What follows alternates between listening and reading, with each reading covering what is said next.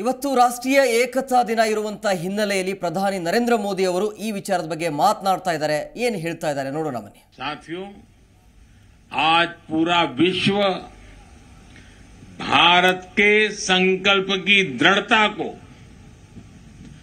भारतवासियों के पौरुष और प्रखरता को, भारतीय जनशक्ति की जिजीविषा को आदर और विश्वास से देख रहा है. भारत की अविश्वसनीय, अतुलनीय यात्रा आज हर किसी के लिए प्रेरणा का केंद्र बन चुकी है. लेकिन मेरे प्यारे देशवासियों, हमें कुछ बातों को कभी भी भूलना नहीं है, उसको सदा सर्वदा याद भी रखना है. मैं आज राष्ट्रीय एकता दिवस पर प्रत्येक देशवासी से इस बारे में मेरे मन के भाव आज उनके सामने मैं प्रकट करना चाहता हूं. आज पूरी दुनिया में उथल पुथल मची हुई है. कोरोना के बाद से कई देशों की अर्थव्यवस्था की हालत चरमरा गई है, बहुत खराब है. बहुत सारे देश 30-40 सालों की सबसे ज्यादा महंगाई से आज जूझ रहे हैं. उन देशों में बेरोजगारी लगातार बढ़ रही है. ऐसी परिस्थिति में भी भारत दुनिया में अपना परचम लहरा रहा है. हम एक के बाद एक चुनौतियों को पार करते हुए लगातार आगे बढ़ रहे हैं. हमने नए रिकॉर्ड बनाए हैं, हमने नए पैमाने भी बनाए हैं. पिछले 9 साल में देश जिन नीतियों और निर्णयों के साथ आगे बढ़ा है, उसका प्रभाव भी आज जीवन के हर क्षेत्र में देख रहे हैं. भारत में गरीबी कम हो रही है. 5 वर्ष में 13.5 करोड़ से ज्यादा लोग गरीबी से बाहर आए हैं. हमें विश्वास मिला है कि हम देश से गरीबी को खत्म कर सकते हैं और हमें इसी दिशा में निरंतर आगे बढ़ते ही रहना है. और इसलिए प्रत्येक भारतवासी के लिए ये समय बहुत महत्वपूर्ण है.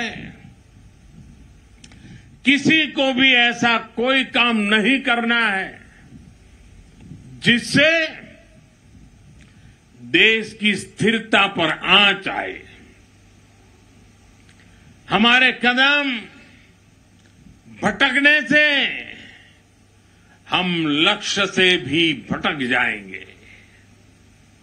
जिस परिश्रम से 140 करोड़ भारतीय देश को विकास के पथ पर लेकर आए हैं, वो कभी भी व्यर्थ नहीं होना चाहिए. हमें भविष्य को ध्यान में रखना है और अपने संकल्पों पर डटे रहना है. मेरे देशवासियों, देश के पहले गृह मंत्री होने के नाते सरदार पटेल देश की आंतरिक सुरक्षा को लेकर बहुत सख्त रहते थे. लोह पुरुष थे ना.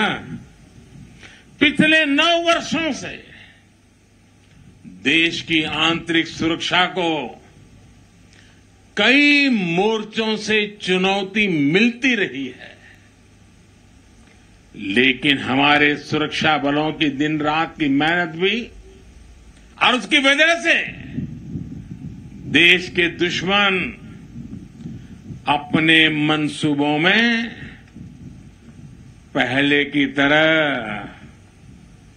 कामयाब नहीं हो पा रहे हैं। लोग अब भी उस दौर को नहीं भूले हैं जब भीड़ भरी जगहों पर जाने से पहले मन शंका से भर जाता था। त्योहारों की भीड़, बाजार, पब्लिक प्लेस और जो भी आर्थिक गतिविधियों के केंद्र होते थे, उन्हें निशाना बनाकर देश के विकास को रोकने की साजिश होती थी। लोगों ने ब्लास्ट के बाद की तबाही देखी है, बम के धमाकों से हुई बर्बादी देखी है। उसके बाद जांच के नाम पर उस समय की सरकारों की सुस्ती भी देखी है। आपको, देश को उस दौर में वापस लौटने नहीं देना है, हमारे सामर्थ्य से उसे रोकते ही रहना है।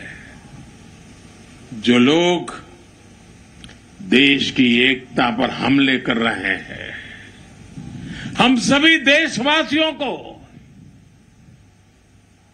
उन्हें जानना है, पहचानना है, समझना है और उनसे सतर्क भी रहना है। साथियों, देश की एकता के रास्ते में, हमारी विकास यात्रा में सबसे बड़ी रुकावट है तुष्टीकरण की राजनीति।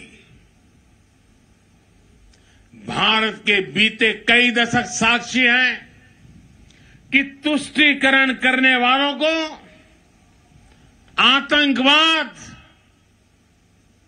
उसकी भयानकता। ಪ್ರತಿಕ್ಷಣದ ಸುದ್ದಿಗಾಗಿ Zee Kannada news app download ಮಾಡಿ. Live TV, latest updates, entertainment, lifestyle, technology ಸುದ್ದಿ ನಿಮ್ಮ ಅಂಗೈಯಲ್ಲಿ.